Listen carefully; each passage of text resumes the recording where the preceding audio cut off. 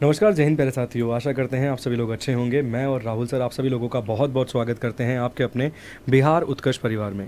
जैसे कि आप सभी लोग जानते हैं कि बिहार ट्री 3.0 का एग्ज़ाम जो है वो 19 जुलाई से शुरू हो रहा है और आपकी लास्ट डे रणनीति क्या होनी चाहिए, मतलब एक दिन पहले आपकी क्या रणनीति होनी चाहिए, क्या आपको करना चाहिए, वो कौन कौन से कार्य आपको जो नहीं भी करने चाहिए। इसके साथ साथ टेंशन फ्री होकर आप कैसे एग्ज़ाम देने के लिए जा सकते हैं और बेस्ट आपकी स्ट्रेटेजी लास्ट डे के लिए क्या होनी चाहिए, इस वीडियो में पूरा डिस्कस करेंगे। ज़्यादा लंबा वीडियो नहीं होगा, 5 से 6 मिनट का ही वीडियो होगा। केवल 4 से 5 ही ऐसे पॉइंट हैं, अगर आपने उसे लास्ट डे में फोकस कर लिया तो यकीन मानिए कि लास्ट डे के दिन भी हो सकता है आप अपने 10 से 15 नंबर जो हैं वो इंक्रीज़ कर सकते हैं। राहुल सर। जी नमस्कार, राधे राधे साथियों। जैसा कि सर ने आपको बताया कि हम लोग जो बात करने के लिए जा रहे हैं वो बात केवल इस चीज़ पे करने वाले हैं कि लास्ट डे हम क्या करें और क्या नहीं करें। देखो, बहुत सारी चीज़ें हमको पता होता है कि कितना पढ़ना है कितना नहीं पढ़ना, लेकिन ये किसी को नहीं पता होता क्या नहीं पढ़ना है।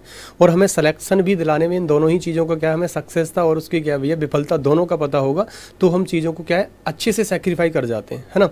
तो कहने का मतलब यही है कि लास्ट डे में आपको क्या करना है क्या नहीं, उस पर हम बात कर रहे हैं, चर्चा कर रहे हैं। सर, जैसा कि मुझे लगता है कि बच्चे बहुत ज़्यादा कन्फ्यूज हो जाते हैं लास्ट डे में आकर के। बहुत अच्छी तैयारी करेंगे, लगातार 6-7 महीने से 1 साल से बच्चे तैयारी कर रहे हैं और एग्जाम आया, तो जैसे जैसे वो एग्जाम के नियरेस्ट पहुंचते हैं ना, तो उनकी टेंशन बहुत ज़्यादा बढ़ती चली जाती है। तो इसके लिए लगभग मेरे को जैसा लगता है वैसा इतना ही है कि बच्चा जितना कोशिश करे कि वो टेंशन ना ले।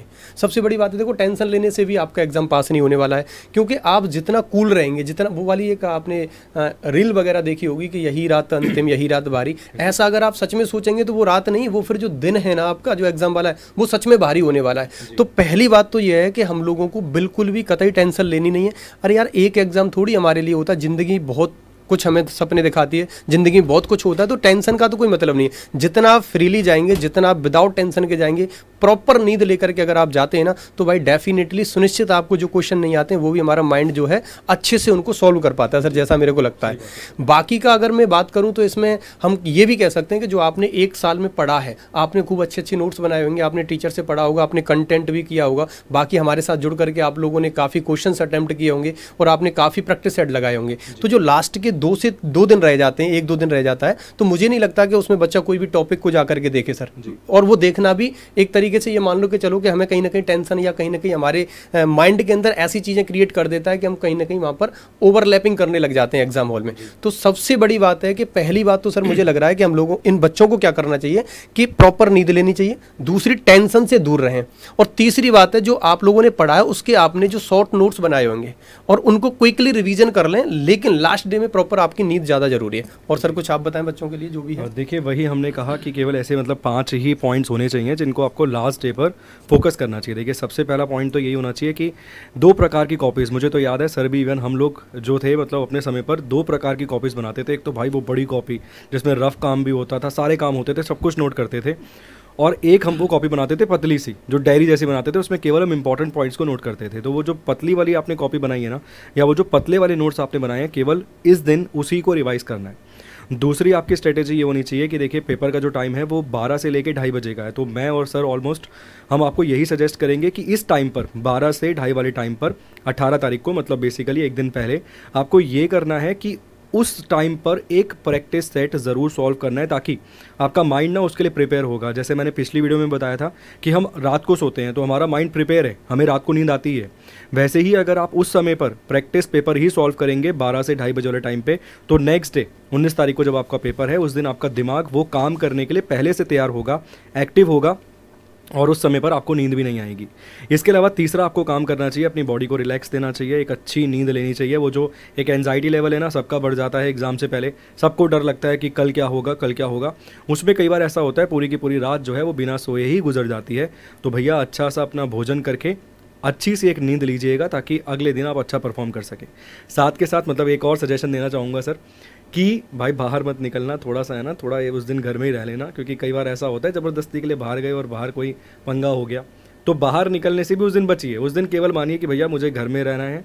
इसके साथ साथ अगर किसी विद्यार्थी का सेंटर बहुत दूर पड़ा है, जैसे मैसेजेस वीडियोस में मिल रहे हैं मुझे कि 400 किलोमीटर दूर पड़ा है सर सेंटर, 500 किलोमीटर दूर पड़ा है, तो जिसका सेंटर दूर पड़ा है वो तो एक दिन पहले जर्नी करेगा ही, वो तो एक दिन पहले घर से निकल ही जाएगा एग्जाम सेंटर पे पहुंचने के लिए।